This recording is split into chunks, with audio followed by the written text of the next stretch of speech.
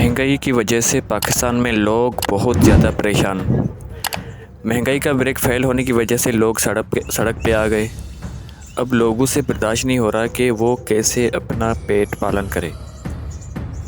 महंगाई की वजह से लोग सड़क पर निकल पड़े और लोगों का एहतिजाजी मुजाहरा। पाकिस्तान में 3 दिन तक इंटरनेट सर्विस बंद करने का ऐलान।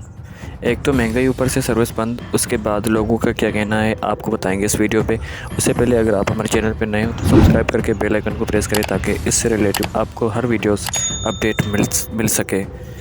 महंगाई से तंग आकर लोग सड़क पर निकल पड़े। एहतिजाजी मुजाहरा, 3 दिन तक इंटरनेट कनेक्शन सर्विस बंद करने का ऐलान भी कर दिया गया है।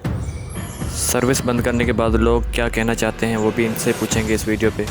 हर कोई अपनी अपनी राय देगा और यहाँ पे बताएगा कि महंगाई का तूफ़ान किस कदर झेल रहे हैं उनको, और ऊपर से सर्विस बंद करने के बाद लोगों का क्या रद्द-ए-अमल होगा ये भी जानेंगे इस वीडियो पे।